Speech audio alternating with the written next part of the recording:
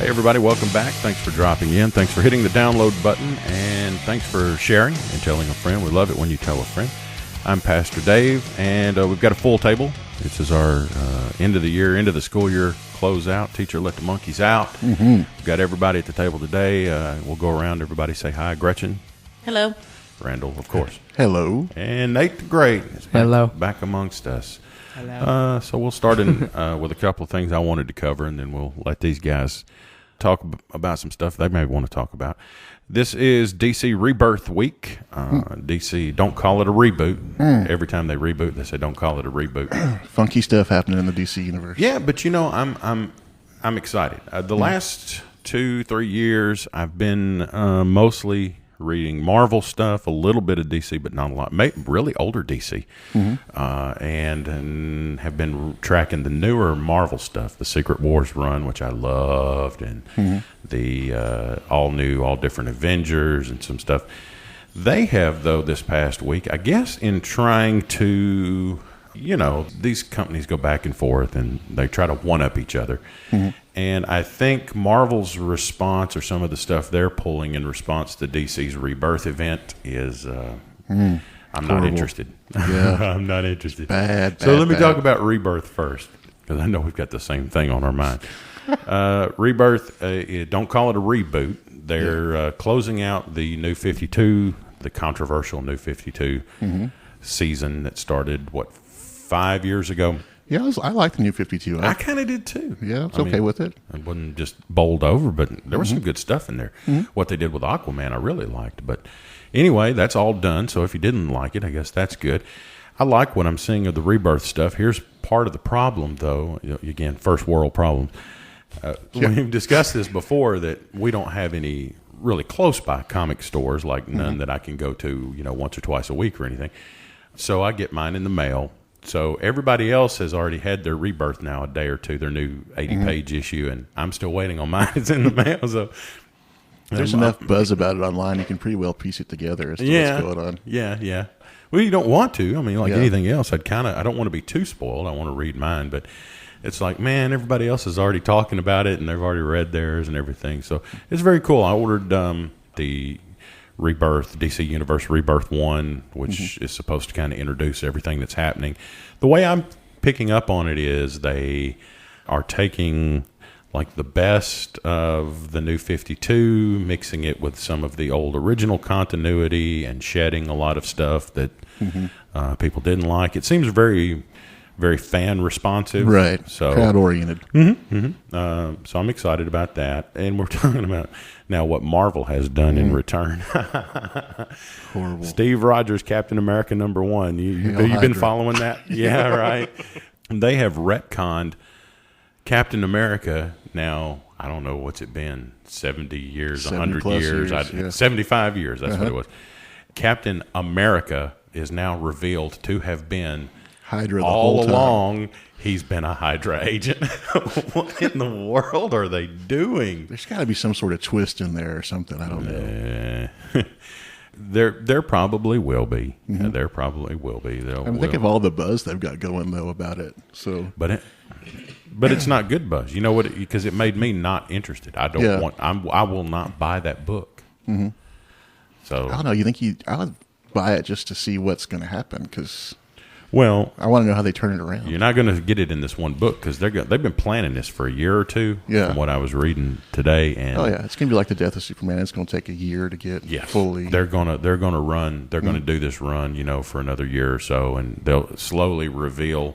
They're going to retcon it. We'll see things how from the past where I don't know. Man, folks are mad. Yeah, folks are mad. And you know what's funny was because in the days leading up to that. The other discussion, the other campaign that was going on was this Give Captain America a Boyfriend campaign. Did you see that? Twitter hashtag. Because we got to make everywhere. Because we got to make everything gay. Yeah. It has to be. And I'm like, why mess with a character that's got 75 years of continuity? Go make a new character. Make your own gay character. Right. They had him before. To make a gay character. Make a book that nobody will buy. Some folks will buy it. I imagine that demographic is probably extremely small, though.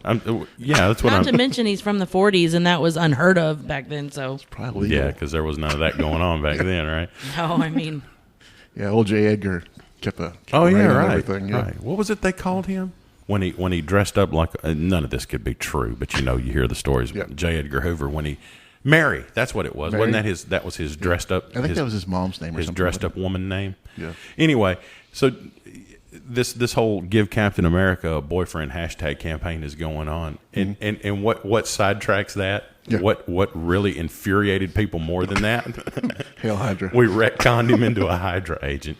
People the other night, well, that's Yeah. silly. What? He's a Hydra agent? We're more upset about that. So that's pretty cool. Well, speaking of, we saw Civil War. You and I talked about it a little bit. Nate, what'd you think about it? It was good. Did you like it? What'd you like about it? Who's your favorite? Has anybody really jumped out? You're like, that guy's cool. Are you Captain Team Cap? America. Yeah. Yeah. Yeah. He's still Still on top. aces. Yeah. Well, that makes sense. I mean, Nate's a military guy. He's interested in that. know That's how your you- super soldier. So Yeah. Captain America is pretty generally loved by everyone, I would say. Well, I don't know about now, but he's kind of he can be if you're not careful. He's in danger of he can fall into that trap that Superman gets into, where you're a little bit too much of a Boy Scout, and you're he seems very humble. Yeah. Versus Tony Stark, yeah. who's very He's arrogant. more interesting Yeah. than Superman, but that whole Boy Scout routine can get a little boring. But Cap's got a little more edge to him than Superman. especially if he's a gay Hydra agent. A gay Hydra agent. He's a double Super agent. edge. Oh my goodness, what are we doing? What did you think? Did you like the movie? We didn't really talk about it that Yeah. much. I'm Captain America and Superman, and so they're both kind of the same to me, just in different worlds. Yeah. Well, and they represent the similarities, yes, but they also represent the differences between DC and Marvel. Where DC, most of their characters, if you think about it, are kind of gods, superpowered gods. Right. Come to Earth or aliens or Marvel's more some bad thing happened and turned it into. they're more like you. I can identify with down to earth kind of people with real problems and stuff. Right. It's always been that's maybe one subtle difference I think between the two. Yeah, Captain America is a Hydra agent, so that's funny. That kind of quieted down the whole give Cap a boyfriend, at least for a little bit. And what else about that? Ben Affleck now is going to be executive producer on the Justice League. Awesome. And we're continuing to get confirmation of things we already kind of knew, which was he was going to direct and potentially write the solo Batman film. You've got to come up with a really good story for this next one. The script that he's written, according to everybody that's talking about it, is really, really, really good. Okay. They're excited about that. But there's been this, have you noticed this steady move now to push out Zack Snyder? Not push him out, but relegate him more to a team player, he's not team captain anymore. Right. Some of his movies are really good, and some of them are just not very good. Yeah. It's hit and miss. And it's not that he doesn't get the material. So we have such a strange relationship with him because we love him because he reads the books and he's into all the stuff we're into, and he gets it, and he's going to be mostly true to the characters. But then in execution, it's kind of hit and miss. So it's not, we don't question his heart or his motivation, but then sometimes maybe it's just ability. But Jeff Johns is now kind of becoming the guy. I think he's going to be like Kevin Feige is over at Marvel. Jeff Johns is, what am I trying to say? He's the head of creative at DC, and I think he's starting to kind of head things up over there. And so I think it's going to get better. I'm not unhappy with what we've had, but okay. Moving on, went back to the dentist again. Are we getting tired of my dentist stories yet? More root canal therapy? No. This one, I'm not even really sure what I've done. I had a couple of fillings put in, some in the front, and some more work on that one tooth. He had to take, I guess, the mold. Somewhere right now my crown is being prepared or molded, so we had to do some of that and take. It's like a superhero scene. You could see it, like the little machines working on it and making it. Yeah, right. You know? Right. And it's coming out of Star Labs or something. Yeah. So they're supposed to call me back, and I'm supposed to get that. Well, anyway, So this visit was not as intense quite as the others. But so while I'm there, Music. What's the music playing? I don't even remember. There was something he didn't care for. I did pick up that it is coming off of some kind of personal playlist because some song popped up, some lady was singing, and he told the assistant to get up and go change it. He's like, I don't really want to hear that. She was good in concert, but I don't want to listen to that. And I don't know who it was. Here's what I wanted to tell you about this last visit, though. So I'm sitting there, I'm in the chair, I'm like reclined all the way back, where you're looking up at the ceiling and your head's almost, like the top of your head is angled toward the floor. And he's there to my right, the assistant there to my left, and somebody sticks their head in the door and says, they're here. And there's like this moment of silence, and I pictured now, I think they were probably rolling their eyes at each other. I'll tell you why in a minute. And the lady that told him they were here says, but they didn't want to pull you away from your patient. So, when you get a moment. Okay. So he does a little bit more work, gets up, and they leave. So I'm sitting there and I'm waiting, and then they come back in and they're talking to each other as if I'm not in the room. They're talking to each other about whatever happened. Violating HIPAA privacy laws. And no, this is what I hear him say, because I'm gathering they're talking about whatever meeting they just had or whoever it is they went to see. He says, well, the board already cleared me on that one. Oh, my word. I'm sitting there with my mouth open with the suction tube. They left the tube in my mouth, the suction in my mouth. So my mouth is dry. And he says, the board already cleared me on that one. And this is what you want to hear when you're sitting. See, and I was unsure about going to him. Now I'm settled. No. I've been very happy. I like going there. I don't want anybody to get the wrong idea. But this was just too funny not to. I'm thinking, oh, this is great. That's what you want to hear. Yeah, you want your dentist to be a rule breaker for sure. And so then he starts talking to his assistant, and he said, did they ask you about your extended duty license? And I gather from that must be something like where, if you work administrative and work, and yeah, they asked me, and they always do, and they asked her about it. And so then as they're carrying on this conversation, he picks up some instruments and he goes back into my mouth. And this is the next thing. The two things you don't want to hear when you're at the dentist. One, the board already cleared me on that. I guess that's better than the board hasn't cleared me on that one yet. They cleared me on that one, but the next one, whew. And here's the most disturbing thing I've ever heard at the dentist. Let's see if he's still numb. Guess what? It wasn't. No. It had worn off, and he started drilling on. He was working on these front teeth, and I was like, "Whoa!" And he said, "Okay, yeah, no, not that one. I thought it was starting to wear off. Let's see if he's still numb." That's right up there with how can you pass a drug test? What do you? What do you mean? The dentist says, "How am I supposed to pass this drug test? Is this something I can take?" Or?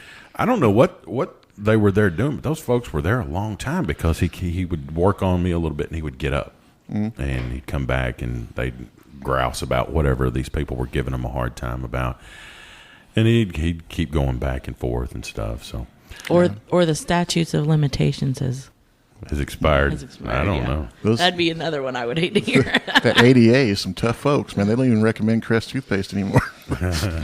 Only 4 out of 5 of them do. So that one fifth.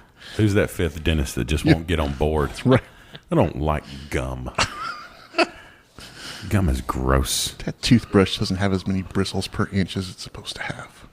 So when we were here before, we were talking about Mother's Day. That's when we went out to see the movie and had a big old time. Do you want to tell, Gretchen's here, do you want to tell your version of the events that occurred at the Hibachi restaurant? No. Oh, I thought you meant the whole day. Let's not. Yeah. Dave said you had a story about Nate that we needed to hear. No. Well, let me recap. Let's not. Nate has this very sensitive, overly sensitive gag reflex, and if he gets to coughing too hard or if he gets to choking on something, No. he'll throw up. Is this not true?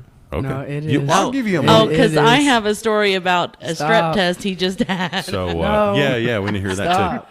too. So at the we went to Your friends aren't listening. It's okay. yeah. I know. we went to eat Mother's Day at the Hibachi restaurant to have our Mother's Day meal and everything. And somehow or another, Nate got choked up and he had to go vomit. And he vomited outside right in front of the door to the restaurant. Yeah. That was the story that we told last week. So anyway, yeah, go ahead, share some of yours. No. At Logan's or the strep test? I'll do both. I'll do both. Yeah. Okay. We got time. We got nowhere to be. No. So, okay, so we were at Logan's and we had our meal came on not a plate, but it looked like I don't even know, like there was an inset and there was an edge to the plate. So it was nice for what Nathan had to do in it. And it had the little paper that the food comes on. So we have our meal, and I want to take him there because that's the one where you can take the peanut shells and throw them in the floor. I want him to experience that. And even he was like, I can't do that. I cannot throw this in the floor. And I'm sitting there just chucking shells into the floor. I'm like, come on, join me. It just didn't feel right, did No, it? it didn't. There's just something. When You're I not would- supposed to throw things. But into see, the- when I didn't want him to do it is when he would Yeah. do it. His bedroom's okay, but the Yeah, something Logan's like that. Not going to happen. And so anyway, after the meal, we were sitting there, and he's like, "I really don't feel good." And he lifts the paper off one of those plates and just all into that plate. So this And I was wasn't like- this wasn't a choking situation. You were legitimately. I don't know what was going nauseous. on. Oh, okay. All right. He's always trying to throw up about something. And so I'm like, you are not. And sure enough, I looked over there and that's what he was doing. And the poor waitress, like, any time to just right. It wasn't spilling over anything, but she had to somehow balance that back to the kitchen. I was like, I'm so sorry. I felt bad for Oh, them. She's just, I misunderstood. I thought I thought he vomited in the plate and you guys left it behind. No. But no, the server. She was she came there. out. Oh yeah. no! Did you Yeah. just like want to die? No. Was she cute? I was just thinking. I was just. You beat me to it. She had kids. Grandkids, she said. I got grandkids. I've been through this a time or two. Oh. But I So mean, she was a good when sport. when a server is carrying away a plate of your vomit, I mean, did you not just want to crawl under the table and die No. I would. in the plate? Did it all stay on the plate? Yeah. Yeah. Okay. That's pretty good aim, really. Let her tell you about You the got steady strep hands test. to keep Yeah. the. Well, he. That's Wait. the part to me. I don't want to the challenge of carrying it from the table to the. I mean, I don't know. I don't know what else you do Oh, with it. gosh. You got to get it out of there. Drop What it on else? the floor and make the busboy come get it, I guess. Yeah. They're there. That's what they're there for, right? But let me tell you, I was making a fool of myself when we went to the doctor when he had to get the strep test because they said, we want to test you for, well, let me back up a little bit. That Friday they had field day and he didn't put sunblock on but one time and was drinking Mountain Dews to rehydrate. And Gatorade. Sweet. So, well, Gatorade's not good either. It's supposed to be water. Mountain Dew, the rehydration force of the South. Yeah. So anyway, he came home and he was sick and didn't feel good, and it kind of lasted all weekend long. He was puking at his mom's, and he came back, and I said, you know, Dave, I think I need to make him a doctor's appointment. He's probably dehydrated and needs to get. No, he'll be fine. We sent him to school Monday morning, and they called and had us come get him, and then we thought, well, he's going to be okay to go Tuesday. Threw up again. So they called us this time with 103 temperature, and I said, that's it. I'm making an appointment. So on the way there, I was telling him, I was like, I'm not going to be surprised if they don't put you in the hospital right now. And he's like, no. Will I get an IV? And I was like, yeah. He says, do they hurt? And I said, yeah. I said, thank you, Gretchen. So I'm not going to lie to you. Not going to lie to you. So we get to the doctor, and she's like, does your throat hurt? Okay, I'm checking you for strep and the flu. And I said, what? Are you sure he's not dehydrated? So they go and you know how they do the flu test now? They stick that little thing up your nose hole. I sneezed like 18 Nice. times. Sweet. And I'm sitting there That's just nice. laughing. I'm like, sorry, nurse, this is hilarious to me. And so she goes, okay, now I'm going to swab your throat. And he goes, can I go over to the trash can because I'm going to throw up? And she goes, okay, come over to the sink. She Well- jams it in your throat and then swabs your stuff. You don't want to do that gingerly. You want to just go and get it over with, I bet. I'm proud that you were planning and Yeah. and didn't wait until Yeah, and the then forethought. And Oh. throw up all I'm over gonna her. do- I'm proud that you knew it was a possibility. Okay. That's a step to manhood right there. When you know you're going to puke and you just go ahead and plan for it. What was going on with the Mountain Dew? I missed that on the. He only drank Mountain Dew And Gatorade. and Gatorade on field day. No water whatsoever. Yeah. One Mountain Dew. What was that movie, Idiocracy? Where they, Yes. It's got Yes. what plants crave. yeah, Yes. they watered the fields with Mountain Dew. Electrolytes. It's got what plants crave. Well, the only way I can compare his reaction to this throat swab, it's like in a scary movie where somebody's like getting killed. It's like, and it was almost, Death rattle. Need some music in the it was background. almost like she was like, "Oh, this makes you sick, yeah," and she's just all She in jammed there. it in the swab. I could not help myself. I was laughing so hard at the doctor's office. So anyway, that was my funny story. Mountain Dew. I'll just say this. There's a country song based on Mountain Dew. Yeah. I'm sure there is. I'm sure there's plenty. I want you to think about every successful person you know, and think about how often you see them drinking Mountain Dew. Yes. That's pretty much all you want to say. Well, do you have you have anything to say for Yeah, yourself? in rebuttal. man, or, I mean, you can't really defend oneself from vomiting, but I mean, you want to explain any of this, or am I correctly attributing it to this gag reflex thing, or are you? What was happening that day in the restaurant? Were you legitimately nauseous, or No, like I ate a piece of chicken and I started choking on it. I've Okay. never seen somebody throw up like this child does. Never. waste so much money on food? That Yeah, he, and it's always after we've eaten. Then Yeah. he's like, "Oh, I'm choking on something." And then he's like, I'm hungry. Let's go to And McDonald's. not like a normal person. Exactly. Normal people cough it up. He's got to throw it No, up. see, if I cough up a Luby, I'm throwing up. yeah. It tastes nasty. All right. Well, here. Ew, you're tasting it. Well, Nathan, When you I'll cough it up, it touches your tongue. It's nasty. That doesn't have to. I'll share a story with you then, Nate, that you'll enjoy. A week or two ago, I'm laying in bed and I'm watching TV. We got these Roku players now to watch our programs with our internet, and stuff, Netflix and Hulu. And one of the features that I love on the Roku, in addition to how fast it is, they're very fast. They have a headphone jack on the remote. Believe me, I love that It's too. awesome. Yes, I do. So, and especially since we all keep funky, strange hours, I work nights and stuff, so I can lay in bed and watch TV with my headphones on. So I'm watching some kind of horror movie, and I didn't even finish it. It wasn't very good. It was one of those exorcism movies, Yeah.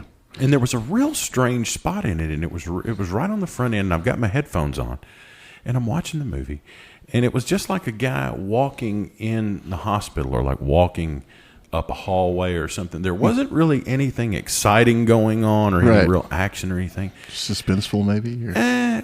Not much. I mean, a little bit, because he's going to do something, but it wasn't Right. like he was creeping around a dark corner or anything. So I'm hearing on the soundtrack this strange noise, and it seemed out of place because I thought, are they trying to be creepy? They're trying to be spooky. And it was like, and I thought, okay, so I'm supposed to, subliminally hear the demon maybe while he's walking, but it was a weird place to put it because there really wasn't anything going on. It was, and I'm sitting there listening and I'm watching, and then it got even more like innocuous. Then he walked in the room. Hello, how are you? Oh, I'm fine. How are you? I'm like, what is going? Something is not right. And I pulled the headphone away from my ear. It was Gretchen. It was some kind of. I thought her snoring was bleeding into my exorcism movie. Add that new level of suspense. It was some demonic snoring. I don't even really know if you would call it snoring or not. I guess it was. Anyway, Is it when because every once in a while I even wake myself up moaning. Was it that? yeah, was I you doing did that from time to time. You went full on laughing either last night or night before. Oh, You were really? like, "Ah!" That's when I leave. I was going to wake you up and have you share the joke. What? Madeline's the worst at that. Like, because I stay up late studying usually, and she's come in the past week. She's come in twice. Once she said, You know I'm going to be judged on that, Daddy. I was like, okay. Oh Oh, wow. she's sleepwalking. Yeah, and then the other time she said, where's Trinity and Mia? And I was like, probably at their house asleep. No, they're here. Nathan used to do something like that. Talked in his sleep, or I don't really remember. Do you remember? Oh yeah, he talked in I his sleep. I still do that. Do you? Okay. Freaked my mom out one night. Gretchen does from time to time, but it's sporadic. It's strange. But yeah, man. That was, Oh, that's good compared to what I used to do. Because when I was a kid, I used to have conversations with you and not even know what was going on. They'd tell me the next morning what all I said and this big, huge conversation I had, and I was like, I don't remember any of that. I do that. I do that now just because I sleep during the day. And people call me during the day, and I'll answer the phone. Oh yeah. And I try to tell folks, you know, I don't want to embarrass them or make them feel bad, but I'm like, look, it's fully possible that you can call me and I can carry on a conversation and sound awake, and I may not remember, because you get accustomed to trying to sound awake and polite on the phone so people won't feel bad, even though they should, that they've called and woke you up again. But what that means is then I'm very likely may not remember that we even had that conversation. My dad always calls you back. Like if he sees that you called him while you slept, then he'll call you back and be like, what did we talk about? Oh. Not just return a phone call, but actually call to follow up on one that he actually had, a conversation that he had. What did we talk about earlier? Okay. Well, it is the end of the school year. Do we want to get reports from the school year? Nate, give us some highlights from your school year. What did you enjoy? What went down in your win column? Give us a retrospective. Highlights passed. of the seventh grade pirate. Yeah. He came home the other day all excited. He was like, I passed. And I was like, passed what? You know, I'm thinking like a seventh test or something. Yeah. He's like, the seventh grade.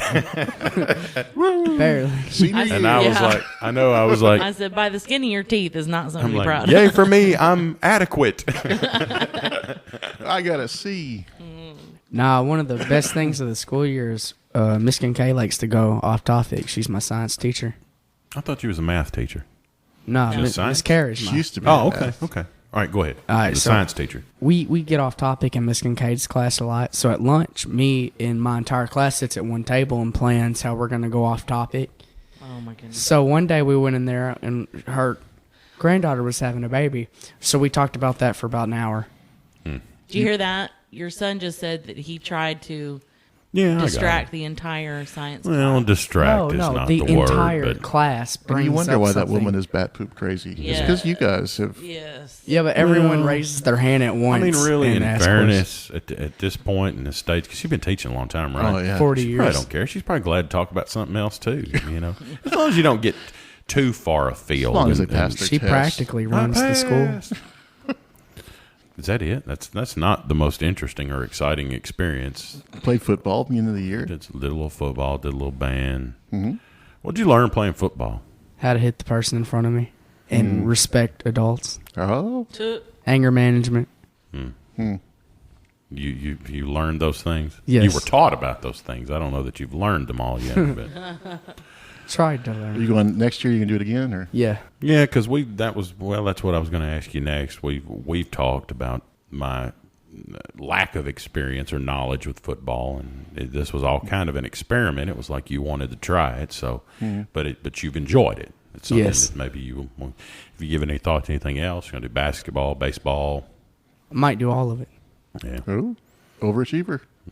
But it looks like this is really where you're. I mean, you don't have to do any of it, but this is really where your interests lie. You've kind of Football. developed an, Well, I've been an trying- affinity. I've been trying to encourage him because in junior high, it's easier to get on a team than it is in high school. Yeah, especially once you build up a relationship with your teammates and stuff, then it's easier to fall into that in high school too. Again, To fall into what? What are you guys talking about? well, like when you're in a team in junior high, and those guys grow up together and they go into high school together and stay on the same team together. You know, Camaraderie or yeah, it's a lot harder to get into the middle of a team when they've already had 5 years together and you're there on year yeah, one. You know? yeah. You want to come up with them. I got you. Okay. Yeah. Oh, okay. One bonding trip on the football team was when we beat Union City for the first time in history, I guess. Union City's a tough team. Yeah. Yeah, Our they coaches were bragging. They historically have always had a good good football Sports, program, yeah. Union City and Milan. Yeah.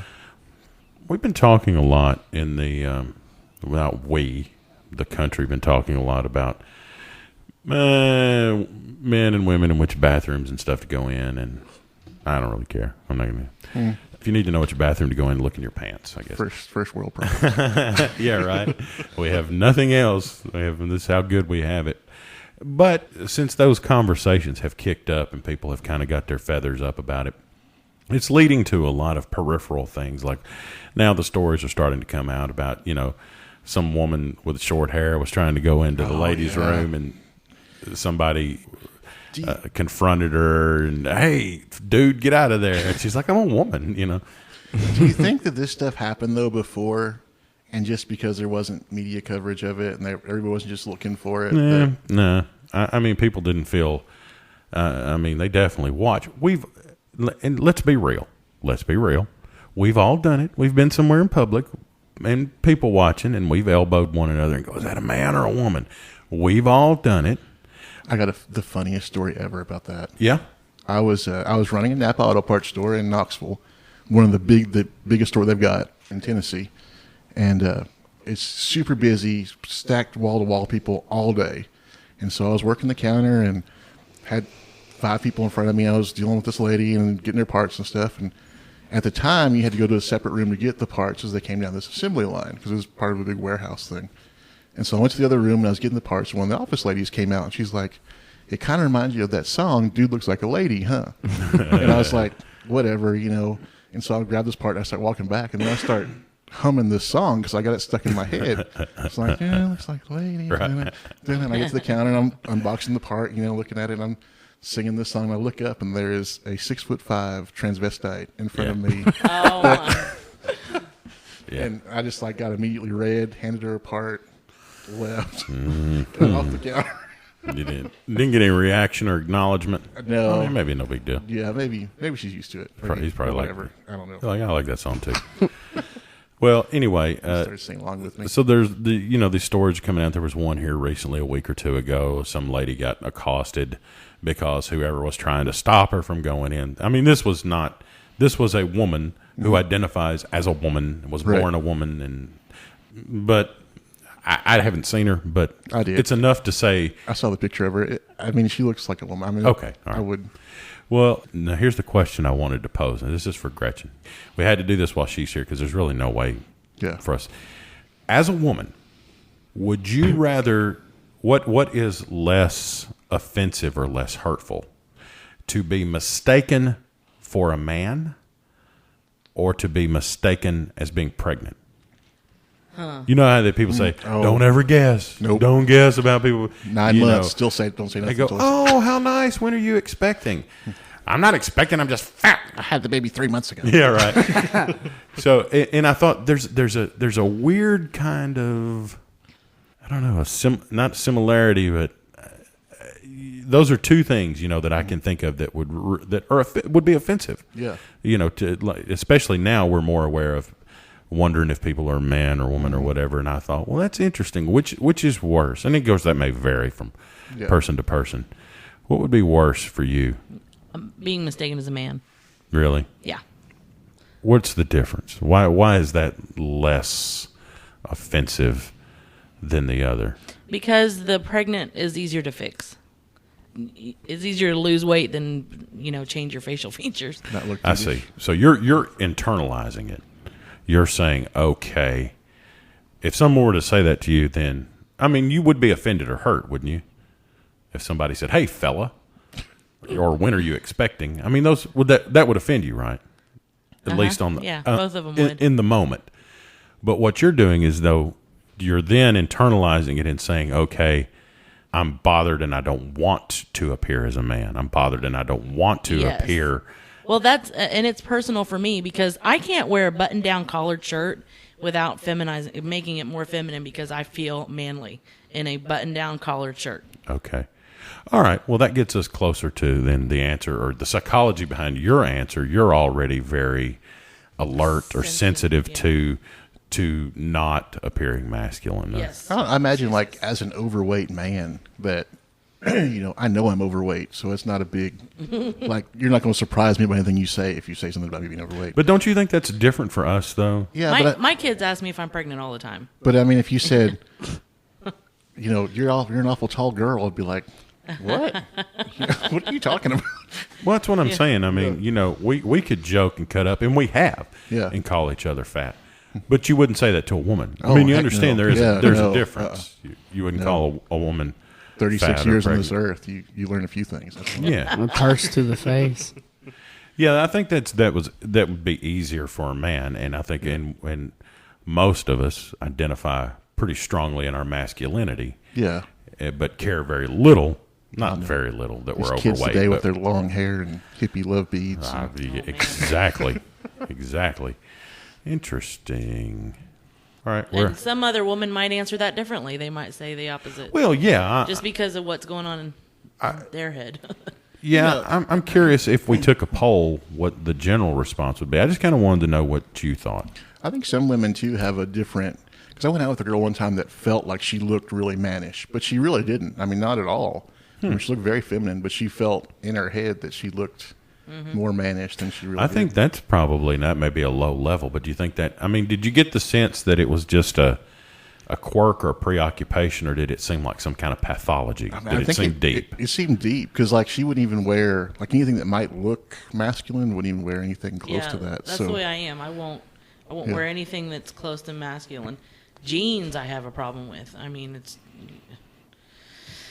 Well, that's And I that. don't know where that started. It's always been that way for me. What I think, this is my idea. I think maybe what Randall's talking about. That's why I wanted to know how deep it was with this person.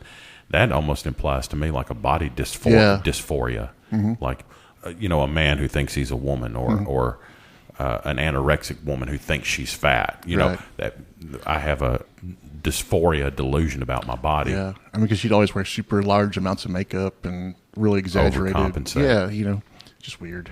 That I assume didn't need. Yeah. Well, again, since Gretchen's here, this is an interesting one. This story broke a couple of weeks ago, I guess. New York City Commission on Human Rights. Those human rights commissions. We're seeing more and more of the states form. How many humans need rights for real? I mean, Well, what you've got with these human rights commissions, and the one in Washington is the absolute worst. You've got unelected bodies, right? Who are appointed and are passing unilaterally making policy, and they're nuts. Well, anyway, what happened here? I'll give you the quick version. This pregnant woman was in a restaurant in New York, and she wanted to have a glass of wine, and somebody refused to serve her.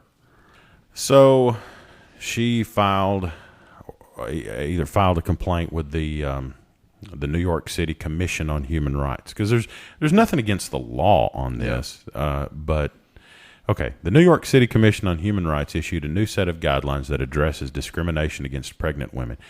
Now, how do you think they sided on this? Oh, I'd say they sided with the pregnant woman. I think they sided differently. They recommend moms-to-be who would like to have a glass of Chardonnay at happy hour should not be turned away by a bartender. The policy specifically addresses a restaurant's role in policing food and drinks thought to be no-nos during pregnancy. I think that's a cultural thing, too. I mean, I know that alcohol and babies don't mix, but isn't it like in Europe, don't they drink a glass of wine a night and think it's better for the baby or something? Well, I know that later on in the pregnancy, after all the organs are formed and everything, that it's okay. Well, One or two glasses, but not. This lady says I was about 32 weeks. Yeah, Yeah. so she's Pregnant. about ready to pop. Yeah, so she's. Oh, okay. All right. Well, you She's guys, 8 weeks from you the, guys are going to from the bring me day. around. This is my husband and I took a baby to South Beach. Asked for a glass. I guess it's a restaurant. They're in New York. I asked for a glass of wine. The waiter said, "Are you sure?" and gave me a stare down. I said, "Doesn't it look like I need one? Give me the flipping wine." Oh, that's the problem there. Disrespectful. I'd have been like, no. So the New York City Commission on Human Rights now has a policy, and it says any policy that singles out pregnant individuals is unlawful. We just you send Andy Holt up there and get him to take care of it. He can go burn that policy.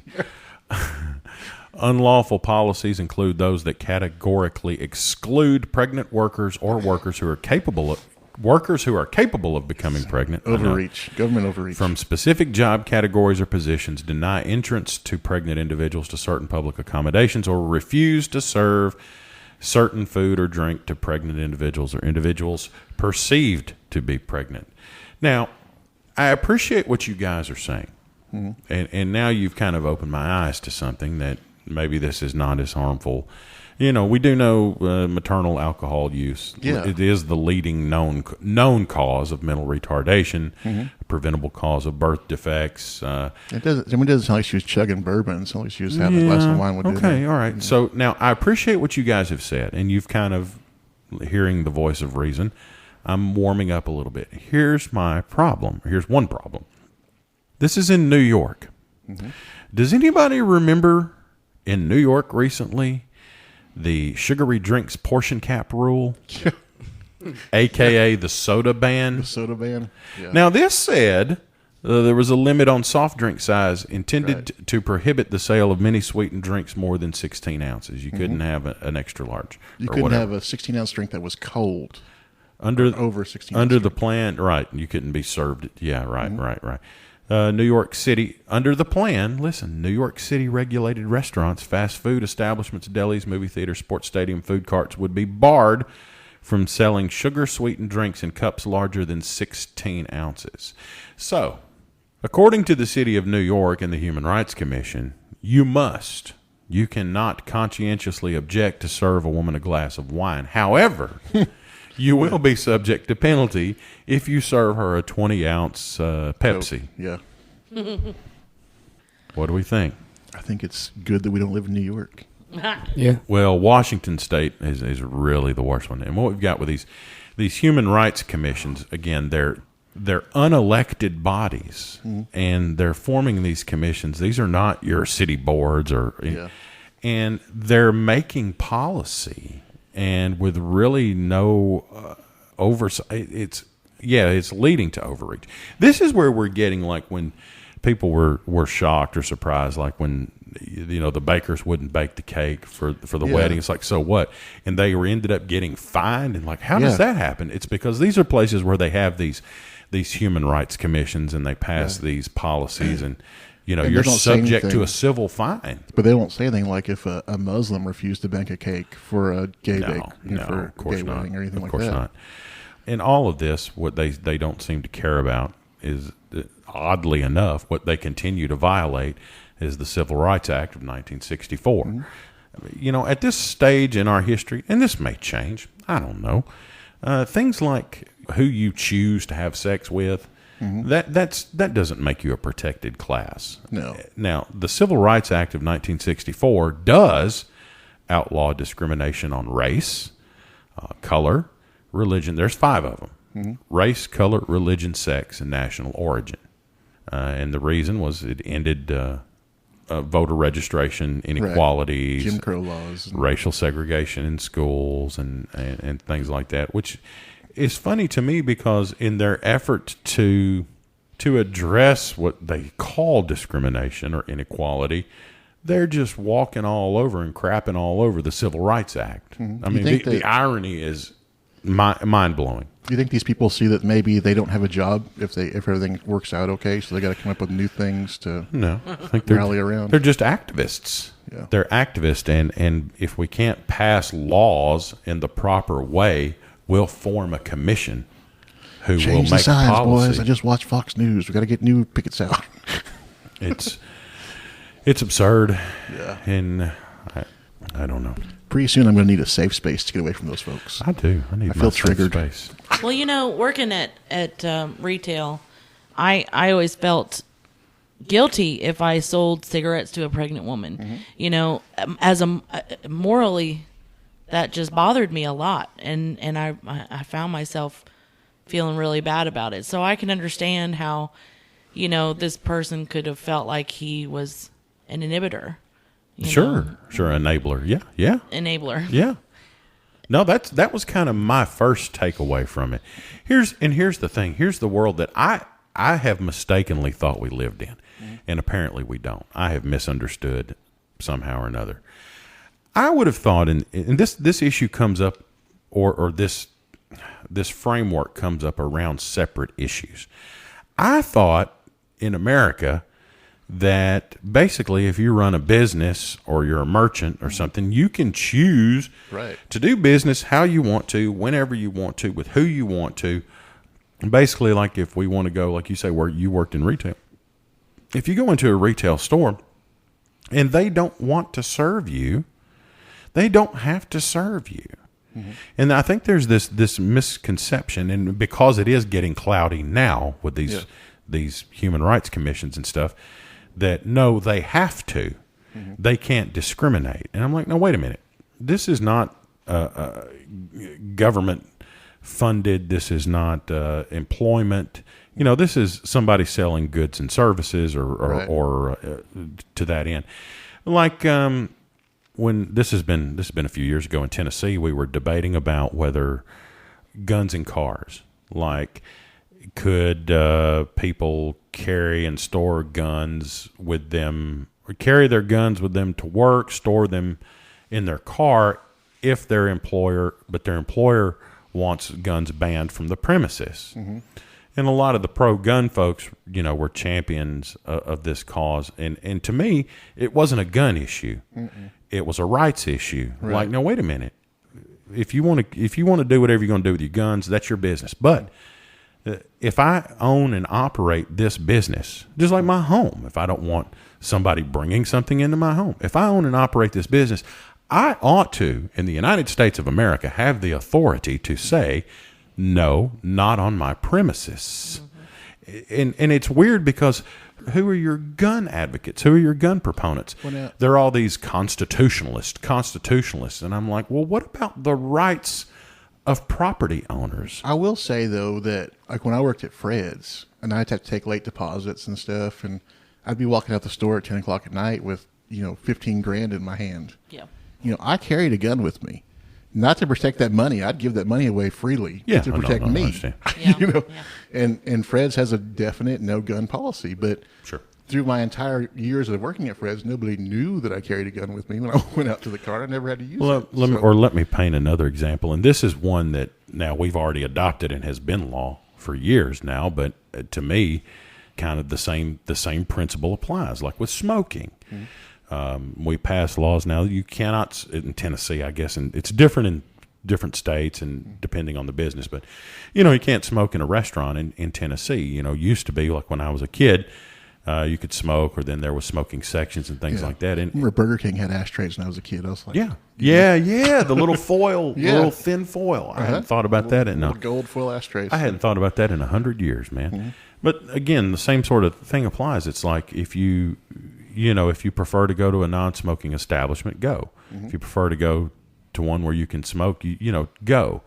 Mm-hmm. If you're business owners and your property owners and stuff, and I run into this a lot of time answering calls, police calls and stuff. If somebody's getting thrown out of a house or getting thrown out of I don't mean getting evicted, but I mean they're at somebody's house and they want them to leave. Right. Or they're at a business and they don't like the way they're being served. And somehow or another people end up getting into it. And they can't just do this, and they can't serve me, and the only reason I did this, and I'm not leaving. And I'm like, yeah, you are. It doesn't matter. Once they tell you to go, or we're not. If you come in there to buy a pack of gum, they don't want to sell you a pack of gum. You really don't even need a reason. Where it gets a little strange is then when we get into. People go, what's discrimination? It's discrimination. And what they try to do is invoke the Civil Rights Act. Well, again, I just read for you, who under the law, under the Constitution of the United States, by accordance with the Civil Rights Act, who are considered protected class. And it's race, color, religion, sex, national origin. There's nothing else on there. Mm-hmm. Now we want to pretend and maybe through activism, force with these human rights commissions. But, to me, who you're inclined to go to bed with is not comparable to race. It's not immutable. And I don't know. Race is immutable. Mm-hmm. People are whatever race or color that they are. That's immutable. Mm-hmm. You don't have any control over that at all. but behavior and choices. But you run into that like, well, you can't go in there. Oh, but I'm gay. Oh, well, go ahead. We can't. And that's what's discriminate against happening. you. That's what's happening now. We're creating, and I'm not saying we should be discriminatory, Yeah. but that's what's happening now. We're creating a culture of fear, and people are nervous and they're anxious, Right. and none of us know what to do. We don't know. Well, if I do that, which way am I right and which way am I wrong? If I do this or if I do that, and we want to be so careful and correct. And I saw something the other day where apparently, at least in the conversation I was observing, that now African American as an expression has cycled out. Now we're back to saying black, or we're supposed to. That was what I saw in this conversation. They were laughing about it. No, you don't have to call us African American anymore. I'm like, well, okay, I didn't get the memo, but I don't think I ever have. I think I've always said black. well, somebody finally figured out that like Egypt is in Africa, and that there was an example several weeks ago on the news, and it was someone like a black gentleman from a different country. I think he was from the UK. It might have been English, and they kept calling him African American. He's like, I'm neither. Exactly. Yeah. So what we've we've followed that through to its logical conclusion, and now folks are figuring out that to use that expression applies really to it very narrowly. Right. What do you do with a black person from Europe? They're not African American. What do you do, with somebody from Egypt? Yeah, they are African American. If they're over here. if they're, so we kind of miss the whole.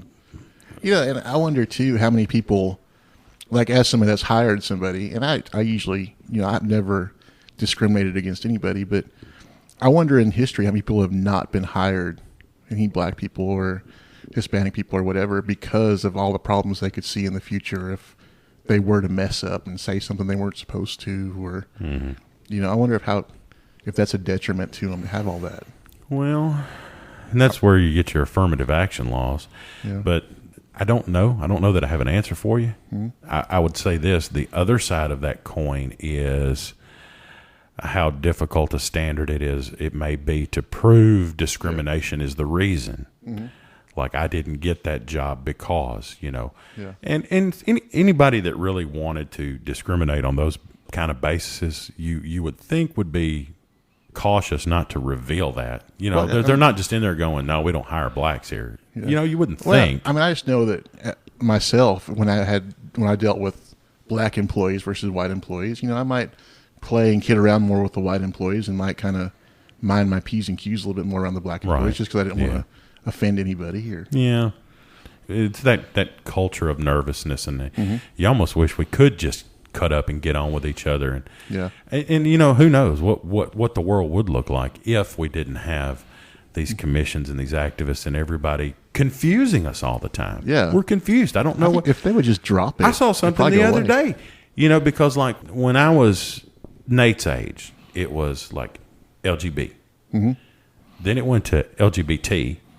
Then it went to LGBTQ. And a couple of days ago, I saw I can't do it. LGBTQTI. Does anybody know what the I is? Yeah, I don't either. LGBTQTI. Yeah, I mean, I guess since they started using gay as a derogatory word, I kind of see changing it up. But I mean, what's wrong with if you're gay, be gay.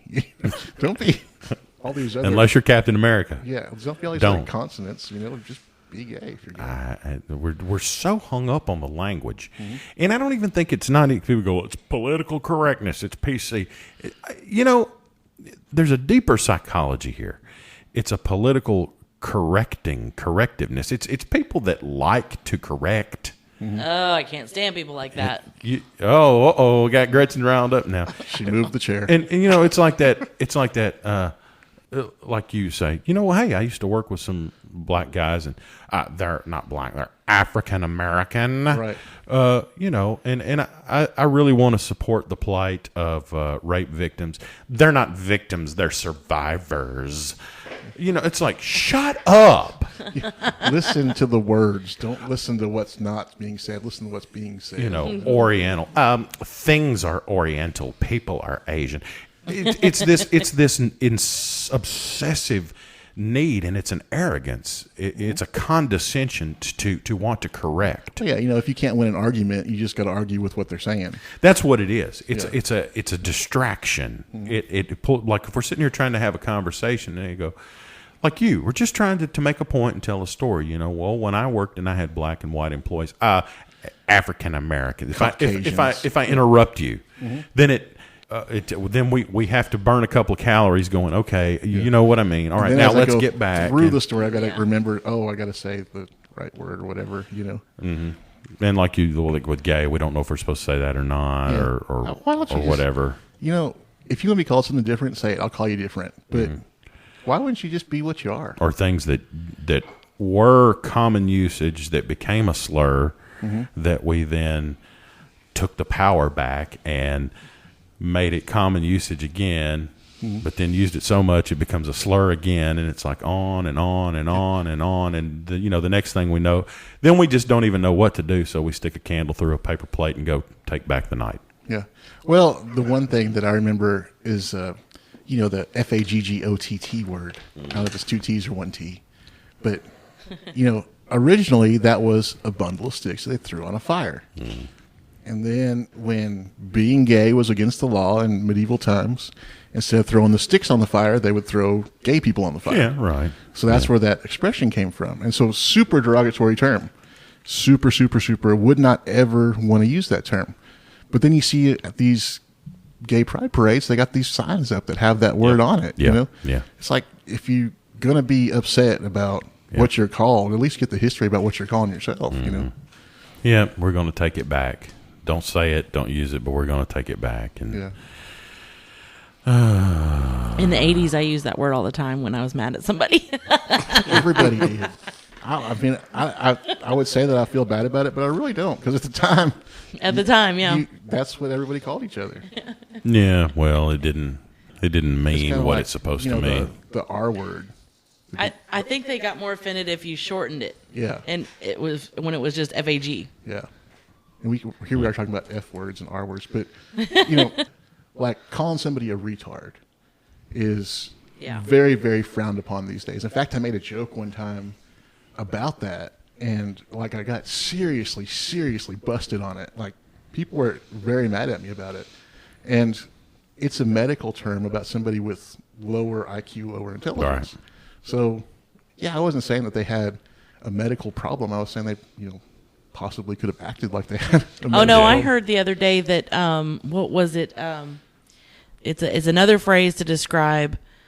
I can't remember now, but that was even taboo. Like, we weren't supposed to say that, and it's one that came after retardation. Well, that's just it. None of us know. Mentally delayed. Sorry, mentally delayed. And then once you're used to saying it as a slur, then you're like, I can't say it anymore. But then you slip up and say it, and it's like, he said that. And so somebody can correct you. Yeah. And it doesn't even actually offend whoever it is that's offended by it.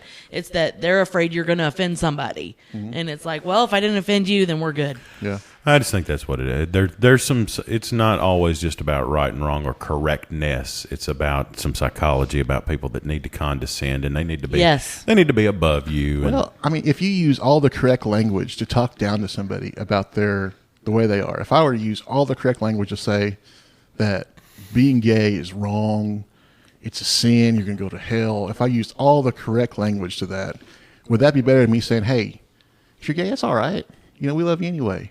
What's better to you guys if I use all the correct grammar and terminology and everything and to say, I don't really approve of what you're doing, or if I say, hey, be gay, do what you're going to do. I'm happy, you're happy, we love you just the same. I think there was a time when I could kind of follow you through with that, but I think there's so much hostility now just toward people that aren't. Yeah. There's a hostility towards men. masculinity CIS is under attack, so to speak. Maybe I shouldn't say that. Everything's under attack. But there really is. There's this pushback against masculinity, all this, the nonsense about rape culture and the rape culture on our college campus. And that's all it is. It's just this constant thing of men bad, masculinity bad. We need to make everything effeminate, make everything gay because everybody else is rapists. And look. Let me do this little exercise, and let me show you what nonsense this is. Let's assume that all these things we're being told are correct. All the shocking statistics that 1 in 4 young women and girls on college campuses are survivors of some type of sexual assault. That's shocking. We've got a rape culture on our campus. Let me ask you a question. If you knew that on the local college campus, and we've got many around here, if you sent your daughter there, that there was a 1 in 4 chance that she would be a victim of a sexual assault, would you send your daughter? Heck no. Okay, does everybody understand my point? Why send her there if there's a chance? Do we really believe that 1 in 4? My thing is, if we really believe that, if the people that said that really believe that. Yeah, well, every college in America would be shut down. But gee, they're enrolling. I saw a poster the other day that just kind of struck me, but it had 2 college kids on it, and it said, John and Jane got drunk at a party and went home and had consensual sex. Yep. Well, it's not consensual if Jane's drunk. Yep. It's rape. And it's like, well, John was drunk too, isn't it? Kind of rape the other way. Yep. Yeah. Doesn't it work both ways? They both got drunk. Yeah. They both agreed to do it, Uh-huh. and John's the rapist. Yeah. Yep. Yeah. That's it. That's another example, of what I'm talking about. And that's where these quote unquote rape culture statistics come in, and this 1 in 4. That's what I'm disputing, because I'm saying if that was true, you wouldn't be sending your kids there. Women would not be enrolling in college if that was true. You'd have 1 police officer for every student there if that was the case. I mean, if you knew anywhere you walked in, there was a 1 in 4 chance you were going to be raped or be a victim of a sexual assault, who would go? Yeah. It's absurd. And so much of that stuff, that's what drives me crazy, is the advertising of it. If you just research, who said this? Why did they say this? Oh, they were burned by something. Now they want to tear this place down. Okay, now that's where that came from. And it's the same for. It just takes common sense. I can't stand when people say, "Oh, they put salt and or they put glass and table salt." Why would they do that? Mm-hmm. It's the same concept where you just have not done the research. You've not found out why they said these things or where that came from. You're just taking it at face value. It drives me crazy. Internet. Mm-hmm. Everybody on the internet, and everybody has a voice. I saw it on the internet, so it's got to be true. Got to be. Or don't take this because it'll kill you. Who's making that advertisement? Their competitor? Oh, well, right. Then that makes sense. Well, the internet has it's given everyone a voice, but an anonymous voice. But what it has done in the process has also led to the fallacy or the false idea that your opinion matters. Right. It really doesn't. Yeah. And mine doesn't. No. Really. But now that everyone has a voice, everyone thinks their opinion matters. They've got this circle of people that really value their opinion. Yeah. All right. Well, I guess we can bring this home for now. We went off in a strange place. Yeah. Captain America's got us all messed up. I'm interested now to go back. Now as I go back to cut the show and go back and listen to see how we got from A to B. How did we wind up here? So we'll come back here, I guess, in a couple of weeks. My bunch is going to go to Ohio. We wanted to get a show in the can before we took off to go to Ohio, visit some family there, and go up into Amish country and eat that homemade cheese and homemade candy, and all that stuff we love. And you got to bring some back. Yeah, man. Can't wait. We'll bring you back a cheese plate. Yay. And when we come back, one of the things we need to do now that school's out and teacher let the monkeys out is we're going to have another game. We need to have another game pod coming up. Yeah. Randall needs to be challenged for his crown. We were going to do Pictionary and have you describe what we were drawing. Yeah, we had this really elaborate, heady idea that we would play Pictionary. Yeah. And that since the listeners can't see the Pictionary, Nathan would describe what's being drawn. 2 lines in a circle. It's one of those things. You know how we talk about, like, that sounded like a really clever idea until you do it. Until you do it. It's like, man, this is taking forever. This is long. Okay, all right. Well, we'll see you guys after we get back from Ohio. We'll plan another game pod coming up very soon, and we'll call it a day. I'm Pastor Dave, sitting with Gretchen and Randall the Armor Bearer, Nate the Great over there. Nate, tell them who we are. We are They That Believe.